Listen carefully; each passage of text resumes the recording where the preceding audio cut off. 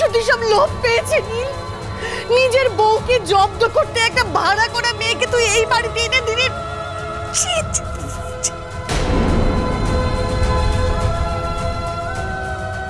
না চাইতেও আমাদের সব চাওয়া পূরণ হয়ে যাচ্ছে। নীল নিজের মুখে স্বীকার করলো সব।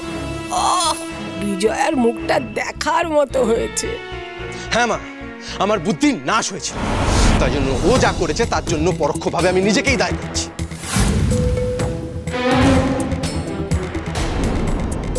আজ আমার জন্য সন্ধ্যা বিপদের মুখে পড়েছিল, ওর আজ প্রাণটাও চলে যেতে পারতো। আর এই অপরাধ বোধটা না আমাকে কুড়িয়ে কুড়িয়ে খাচ্ছে। আমি তোমাকে বোঝাতে পারবো না এর জন্য কতটা টেনশন হয়েছিল আমার।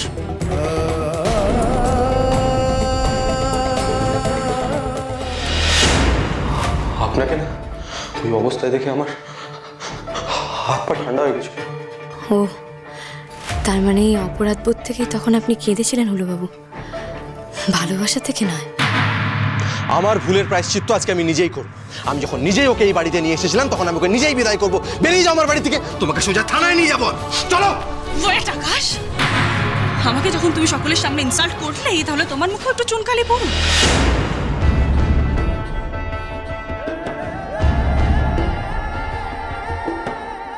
এতটুকু সত্যি জানলে তো হবে না মিস্টার আকাশ কাঞ্জিলাল।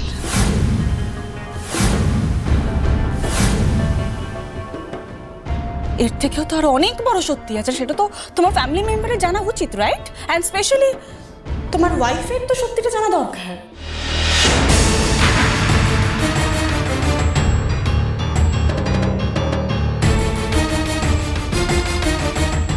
কি বলো তুমি?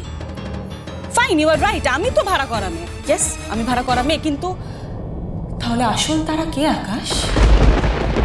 না,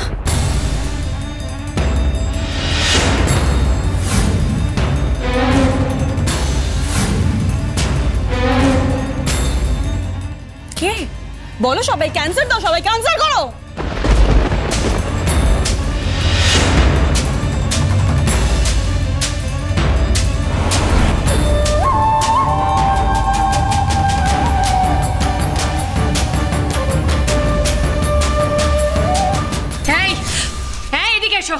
তোমার তো সাহস কম নয়? হ্যাঁ, তুমি আমারই সামনে দাঁড়িয়ে আমার বরকে তুমি ভয় দেখাচ্ছ, আর এত বড় বড় কথা বলো তুমি কি করে? হ্যাঁ, ভাড়া করা গার্লফ্রেন্ড। বলো বলো, আসল তারাকে বলো, আমি জানতে চাই, বলো। হ্যাঁ, নয়নতারা বলে ফেলো কে আসল তারা, আজ সব কিছুর মীমাংসা হয়ে যাক।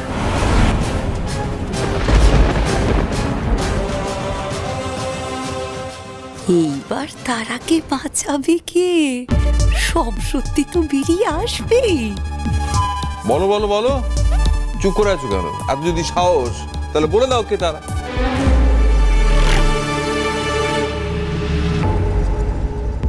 বলবোই তো, আজ সকলের সামনে আমি সব সত্যি বলে দেবো। আকাশ যখন ঘটা করে সকলের সামনে আমার সত্যিটা ফাঁস করে দিল, তাহলে আমারও তো আকাশের সত্যিটা নিজের কাছে লুকিয়ে রাখার কোনো মানেই হয় না। আর এত বড় সত্যি তো লুকিয়ে রাখার কথাও নয়। সন্ধ্যা তখন কি যেন একটা বললো। হ্যাঁ, কি বললে তুমি? ধর্মের কল বাতাসে নড়ে, রাইট? এটাই বললে তো। তাহলে নড়ুক আজকে ধর্মের কল বাতাসে। এই চুপ করো, তোমার মুখে ধর্মের কথা মানায় না। অনেকক্ষণ থেকে বকবক করছো, সহ্য করছি, আর সহ্য করতে পারবো না। তুমি আমার মেজদিকে মারার প্ল্যান করেছো, আর এখন এখানে দাঁড়িয়ে দাঁড়িয়ে বড় বড় কথা বলছো, তাও আবার আমার নাম করে মেজদিকে নিয়ে গেছো। আর কেউ না, আমি আজকে অলক্ষ্মী বিদায় করবো। শয়তান মেয়ে কোথাকার!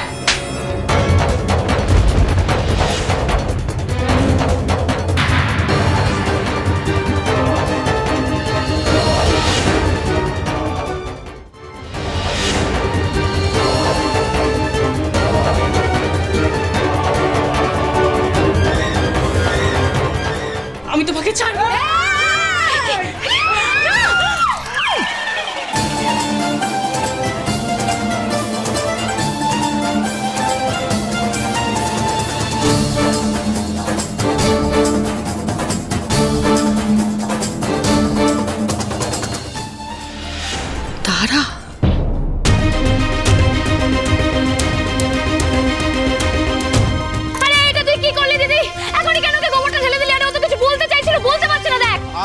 আপনার এখন ওর কথা শোনার ইচ্ছা আছে? আপনি চুপ করুন, সেটা কথা নয়। ঠিক আছে, কথাটা তো হচ্ছে অলক্ষী বিদায় করার কাজ তো আমার, তাহলে দিদি কেন গোবরটা ঢাললো বলতে পারেন? আরে বাবা, সবাই মিলে এত হুড়োপাটি করছে কেন, তো সেটাই বুঝতে পারছি না। ঢাল পেছনে ভালো করে গোবর ঢাল, ভালো করে গোবর ঢাল।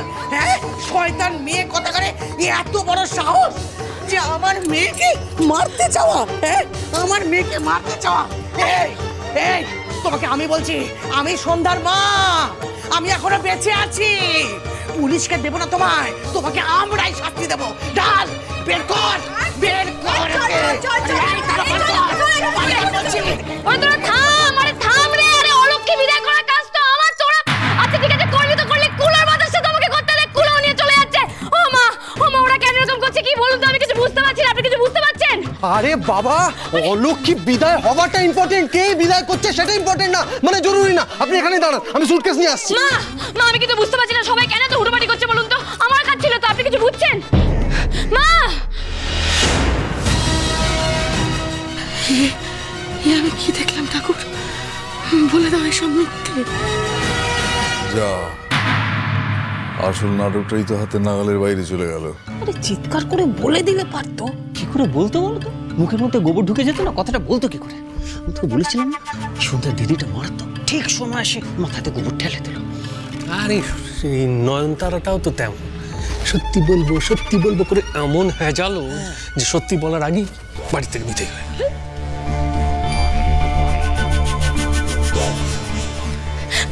ও মা বলুন না, কিছু বুঝছেন?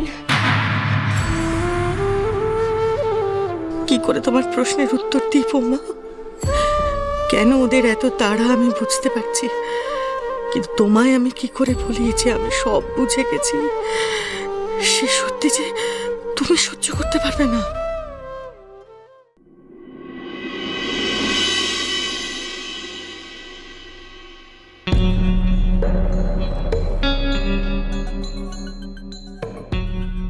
বলুন না আপনি কি বুঝেছেন, আপনি বুঝে থাকলে আমাকেও বোঝান না।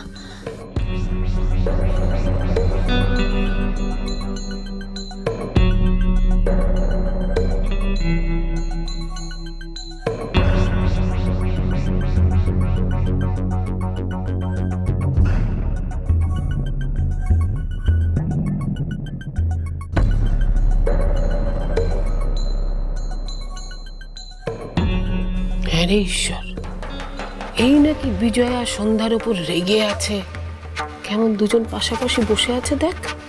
কি এত কথা বলছে বলো তো এরা? তোর বাবা, এত দূর থেকে শোনা যায় নাকি? ও মা, আপনার মাথাতে তো অনেক বুদ্ধি, বলুন তাহলে আপনি বলুন না যে ওরা কেন এমন ঝামেলা করলো তখন।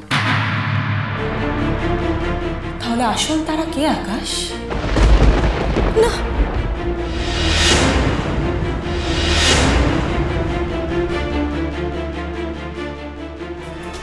তোমাকে কি করে বলি বৌমা, কি হয়ে গেল? কি করে তোমাকে জানাই নীলের আসল তারা কে?